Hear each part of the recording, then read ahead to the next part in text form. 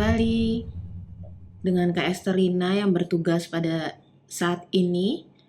Sehat semuanya adik-adik? Sehat semuanya. Semuanya sukacita? Ingin mendengarkan firman Tuhan? Haleluya. Haleluya adik-adik. Yang semangat dong. Haleluya. Ya, kita bersyukur kalau kita ada sampai saat ini karena Tuhan Yesus masih menjaga kita tetap sehat, menjaga kita tetap kuat, menjalani aktivitas kita sehari-hari. Pada saat ini Kak Esterina mau membawakan firman Tuhan itu terambil dari Matius 6. Ayo adik-adik yang mau ambil Alkitabnya dulu. Kita siapkan Alkitab kita buka Alkitab kita.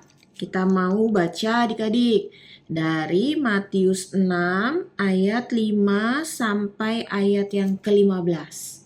Yuk. Dikatakan di situ judulnya apa adik-adik? Hal berdoa. Di sini siapa yang suka berdoa? Berdoa itu apa sih adik-adik? Berdoa itu adalah komunikasi kita kepada Tuhan, pada Tuhan Yesus. Lalu berbicara kepada Tuhan Yesus. Lalu apalagi adik-adik? Berdoa itu adalah hubungan pribadi yang kita sampaikan kepada Tuhan. Nah, kita mau belajar pada hari ini bahwa Tuhan Yesus pun mengajarkan kita bagaimana caranya berdoa adik-adik. Kita mau lihat kehidupan Tuhan Yesus. Tuhan Yesus tuh selama ada di dunia suka berdoa juga gak sih? Nah, ternyata adik-adik Tuhan Yesus ketika ada di dunia pun suka berdoa. Tuhan Yesus tuh suka berbicara kepada Allah Bapa yang ada di dalam surga dengan cara berdoa. Kita banyak penggambaran di Alkitab ini yang menuliskan bagaimana Tuhan Yesus itu sering sekali berdoa adik-adik. Yang pertama kita melihat bahwa Tuhan Yesus tuh suka berdoa sendirian ataupun mengajak murid-murid untuk berdoa bersama. Kalau adik-adik ingat, Tuhan Yesus itu berkumpul bersama dengan murid-murid untuk mengadakan perjamuan bersama-sama. Sebelumnya Tuhan Yesus pun berdoa. Terus Tuhan Yesus pun mempunyai waktu-waktu tertentu adik-adik. Tuhan Yesus pun mempunyai saat teduh di mana dia mempunyai jam-jam khusus untuk dia berbicara kepada Bapa di sorga. Tuhan Yesus mempunyai saat teduhnya pagi hari, siang hari, dan malam hari. Yuk kita lihat salah satunya ada di Markus 1 ayat 35. Di Markus 1 ayat yang ke-35 dikatakan di situ, pagi-pagi benar waktu hari masih gelap, ia bangun dan pergi keluar. Ia pergi ke tempat yang sunyi dan berdoa di sana. Ternyata Tuhan Yesus pagi-pagi benar sudah bangun. Ada waktu di mana dia berdoa. Dia pergi keluar. Dia cari tempat yang sunyi adik-adik untuk berdoa. Berbicara kepada Bapa. Lalu kita lihat ada di Matius 14 ayat 23. Matius 14 ayat 23.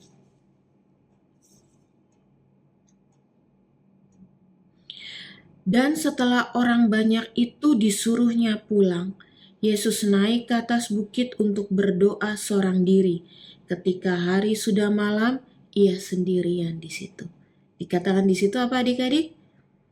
ketika hari sudah malam, Tuhan Yesus pun pergi ke suatu tempat yang sunyi untuk dia bisa berbicara kepada Bapa di surga, dan dia pun berdoa.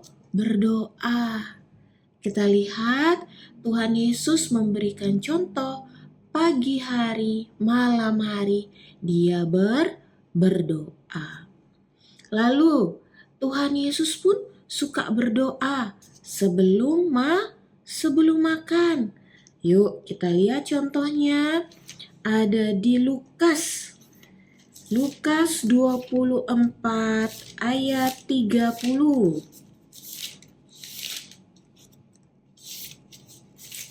Lukas 24 ayat yang ke-30.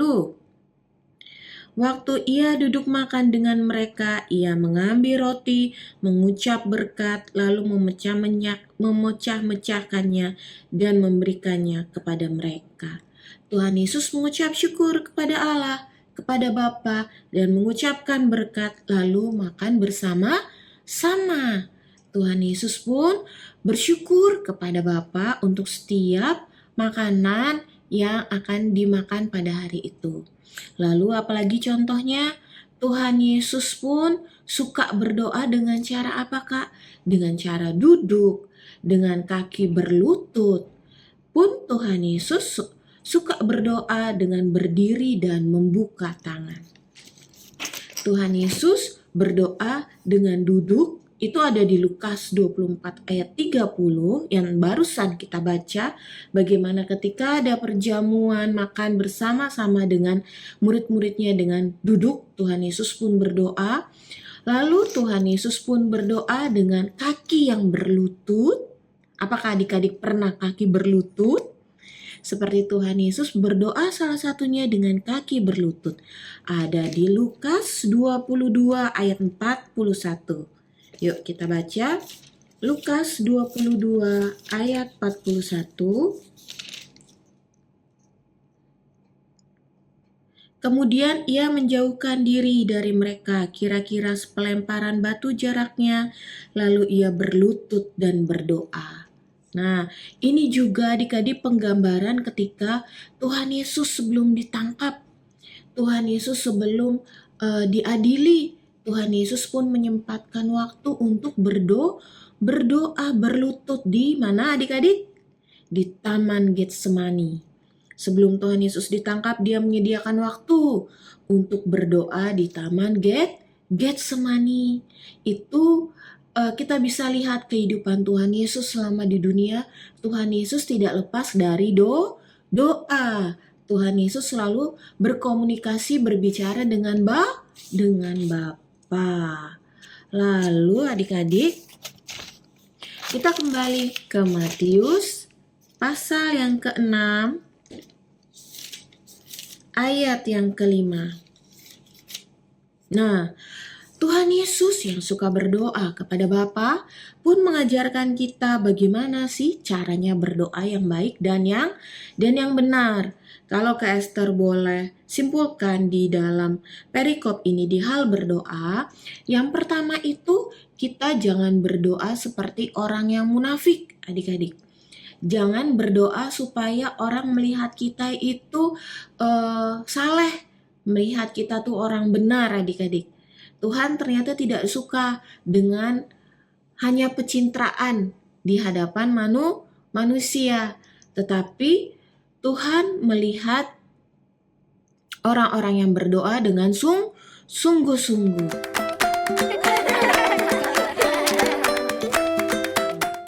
Di ayat yang ke-5, dan apabila kamu berdoa, janganlah berdoa seperti orang munafik. Mereka suka mengucapkan doanya dengan berdiri dalam rumah-rumah ibadat dan pada tikungan-tikungan jalan raya, supaya mereka dilihat orang. Aku berkata kepadamu, sesungguhnya mereka sudah mendapat upahnya. Ayat yang ke-6, tetapi jika engkau berdoa, masuklah ke dalam kamarmu, tutuplah pintu dan berdoalah kepada Bapamu yang ada di tempat yang tersembunyi. Maka Bapamu yang melihat yang tersembunyi akan membalasnya kepadamu. Sama seperti Tuhan Yesus yang tadi sudah kita baca, dia selalu berdoa ke tempat yang sunyi, ke tempat di mana dia bisa sungguh-sungguh berdoa, mengucap syukur, mengeluarkan isi hatinya kepada Bapa, lalu dia dapat berdoa bersungguh-sungguh. Kita juga seperti itu adik-adik. Kita belajar kalau kita mempunyai saat-saat tertentu di mana kita berdoa kepada Bapa, kita mencari tempat yang sunyi, tempat yang tenang, di mana kita boleh sungguh-sungguh berbicara kepada Allah, kepada Bapa, berkomunikasi kepada Bapa. Jangan berdoa di tempat keramaian supaya motivasinya hanya untuk dilihat orang, ya. Lalu Tuhan Yesus pun mengajarkan di ayat yang ke-7, lagi pula dalam doamu itu jangan kamu bertele-tele seperti kebiasaan orang yang tidak mengenal Allah. Mereka menyangka bahwa karena banyaknya kata-kata doanya akan dikabulkan. Tuhan Yesus pun ajarkan kalau berdoa tuh jangan menyusun kata-kata yang panjang supaya bagus. Kalau kata-kata yang bagus nih nanti Bapa di surga nih akan dengar karena kata-kata yang aku ajukan nih bagus nih, pakai kata-kata hiasan. Ternyata Bapa tidak seperti itu. Ketika kita berdoa dengan kata-kata yang sederhana pun, tapi dengan hati yang sungguh-sungguh, Bapa mendengar. Karena di ayat yang ke-8, jadi janganlah kamu seperti mereka, karena Bapamu mengetahui apa yang kamu perlukan sebelum kamu minta kepadanya. Bapa di surga mengetahui apa yang kita inginkan, tapi Bapa di surga pun ingin kita tetap berdoa. Karena berdoa adalah, tadi di awal Kak Esterlina bilang apa? Berdoa adalah cara kita berbicara kepada Tuhan. Cara kita berbicara kepada Bapa di sorga. Di sini Kak Esther mau bertanya, pernah enggak adik-adik di sini yang tidak berbicara kepada mama papa, kepada ibu bapak itu selama 1 hari? Diam aja, tidak bicara, tidak ngobrol sama ibu bapaknya. Atau 2 hari atau 3 hari, diam aja. Enak enggak adik-adik kalau tidak berbicara kepada orang yang disayang, kepada ibu, kepada bapak? Bahkan kalau kita menjauhi mereka ya adik-adik, kita bahkan mempunyai mungkin kita jadi lesu karena tidak ada semangat lagi. Begitu pula dengan kita adik-adik, hendaknya kita berdoa. Karena ketika kita berdoa berbicara kepada Tuhan, Tuhan akan memberikan kekuatan. Dan lagi adik-adik, Tuhan Yesus mengajarkan kita tentang doa Bapa kami. Bapa kami yang di sorga, dikuduskanlah namamu. Ayat yang 9 ya adik-adik. Datanglah kerajaanmu, jadilah kehendakmu di bumi seperti di sorga. Berikanlah kami pada hari ini makanan kami yang secukupnya, dan ampunilah kami akan kesalahan kami, seperti kami juga mengampuni orang yang bersalah kepada kami. Dan janganlah membawa kami ke dalam pencobaan, tetapi lepaskanlah kami daripada yang jahat. Karena Engkaulah yang mempunyai kerajaan dan kuasa dan kemuliaan sampai selama-lamanya. Amin. Tuhan Yesus mengajarkan bagaimana caranya kita berdoa kepada Bapa. Kita mengagungkan nama Bapa karena Bapa yang mempunyai kuasa di bumi dan di sorga. Lalu Tuhan Yesus pun mengajarkan, berilah kami berkat pada hari ini yang secukupnya. Lalu kita pun diajarkan untuk kita mengampuni akan kesalahan orang lain yang berbuat salah kepada kita. Dan kita pun minta ampun kepada Bapa. Kita minta ampun supaya Bapa mengampuni segala dosa-dosa kita. Dan kita meminta kepada Bapa untuk melepaskan kita daripada pencobaan dan lepaskan kita daripada yang jahat. Artinya apa adik-adik? Kita meminta perlindungan Tuhan tiap-tiap hari. Karena Tuhan yang bisa membebaskan kita, menjauhkan kita dari yang jahat. Jadi kalau Kak Esterlina mau buat kesimpulan adalah tetap berdoa. tiap saat, tiap waktu, mempunyai waktu-waktu tertentu berbicara kepada Bapa di sorga, mengagungkan Tuhan karena Bapa Tuhan yang berkuasa di bumi dan di sorga. Lalu meminta berkat yang akan kita terima pada hari ini, berkat yang secukupnya. Lalu tidak lupa juga kita minta ampun akan kesalahan kita ataupun apa yang akan kita perbuat pada hari ini adik-adik.